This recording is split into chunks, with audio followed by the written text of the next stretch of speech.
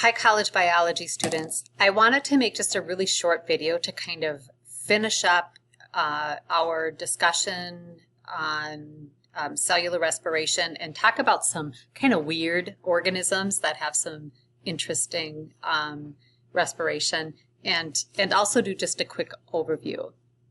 So we talked about the three phases. The first phase is glycolysis.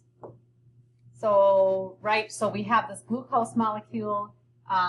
This first part, what's being represented right here, is actually glycolysis, which is really just the breaking down of glucose into 2-pyruvic acid or pyruvate. So this is pyruvate or pyruvic acid. Okay. And then what happens next kind of depends whether or not there's oxygen present. If there's oxygen present, it will enter aerobic respiration. If it's not present, it's going to go into anaerobic respiration, in which we get some products like ethanol and CO2 or lactate. This right here, with this path, we get no ATP made really here. Okay, you'll see that in glycolysis we get some. We actually get 4, but we use a couple of them up, and so not a lot of ATP. But if oxygen is present, then we actually enter into this pyruvic acid or pyruvate will go into the mitochondria and enter the Krebs cycle, which is the Krebs cycle is all about making those intermediate molecules that we had talked about, specifically the NADH and the FADH2. These are carrier molecules.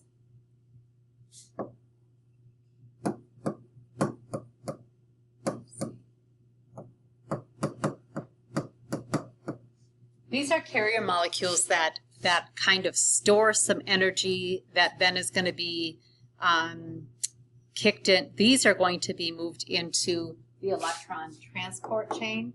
So these then, still in the mitochondria, get dumped into the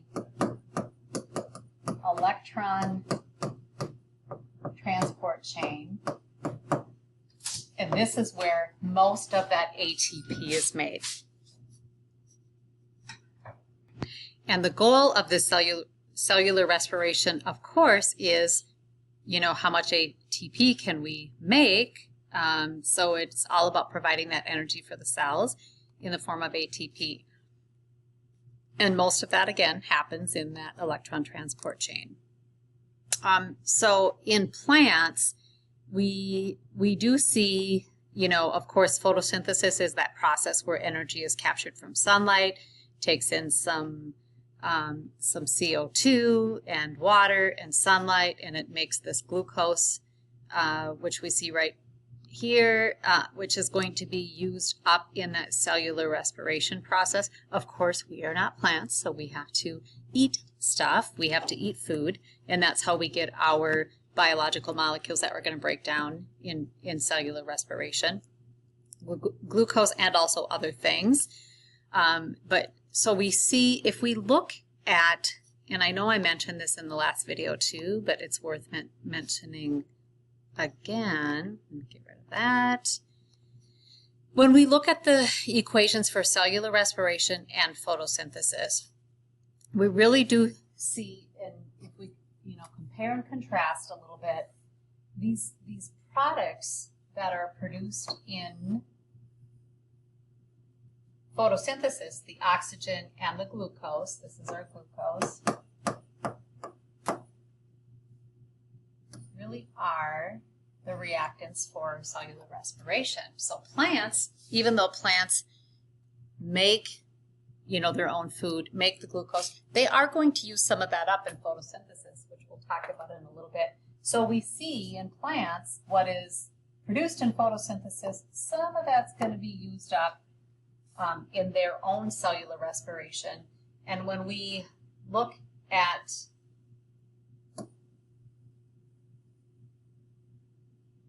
those reactants for photosynthesis, those are really the same as the products of respiration. The only difference is in photosynthesis, of course, we're talking about light energy. That's not the kind of energy we're talking about in cellular respiration. We're talking about ATP energy. But if you can remember or memorize one of these equations, you should be able to easily memorize the other. Then I just wanted to mention some sort of other kind of out of the ordinary bacteria and organisms. So one of the other things that we do see are bacteria called methanogens, which the carbon dioxide is reduced to CH4, which is methane. These are found in a lot of organisms, including cows. So if you've ever heard anything about, cows actually produce a lot of methanogen, it's because of their gut bacteria. Actually, it's true, they do produce some methane gas. And also outside of other organisms too, we do see those methanogens as well. And then there's some sulfur bacteria. So inorganic sulfate, SO4, is reduced to hydrogen sulfide. If you have and it's pretty common in this area because I have this at my house that I used to live in, where sometimes the well water has kind of that, I don't know, I think it's kind of almost an egg kind of smell maybe. There's probably sulfur bacteria in your groundwater, completely harmless, not an issue, not harmful to us at all. But these sulfur bacteria may be producing some of this, sulfur byproducts, and that's kind of what gives off that odor and kind of what you smell sometimes in your well water. I had to have a filter on my tap because I knew the water wasn't bad for me. I'd been told that, but I just I couldn't handle the taste or the smell. So either a Pure or Brita type filter easily gets that out. And then there's some other, if you've ever been to hot springs, there's some really interesting bacteria. They're extremophiles, meaning that they live in pretty extreme environments. These hot springs have their own types of bacteria that can survive that very, very hot and also high sulfur content that occurs a lot of times with these hot springs. And sometimes it produces really pretty colors. This one actually doesn't. But if you've been to Yellowstone, you may have seen that. Like some of them have like orange sort of colors given off. Iceland, same kind of thing. We saw some really amazing hot springs when I was there. The colors in this hot spring, and this one is actually in Yellowstone, this is due to the actual colors of the bacteria themselves. There's not a lot living in the center, so we just kind of see that blue kind of color that you might see if you looked at a lake or the ocean. But as we move to different temperatures along the outside, I just find this interesting that we get kind of rings of different colors, and that really is because of the green bacteria here are like a cyanobacteria that are photosynthetic, so we see some green. The yellow ring beyond that is actually a different bacteria. So just really interesting kind of the ecology of those hot springs. But we are talking about bacteria that we consider to be extremophiles. Extremophiles might live in very hot environments, but they also might live in very salty environments.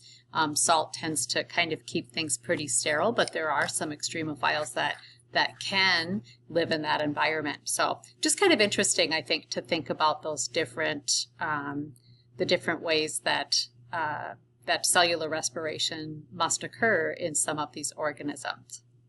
And that's kind of it as an overview, and I think that that is kind of the end of this chapter for us.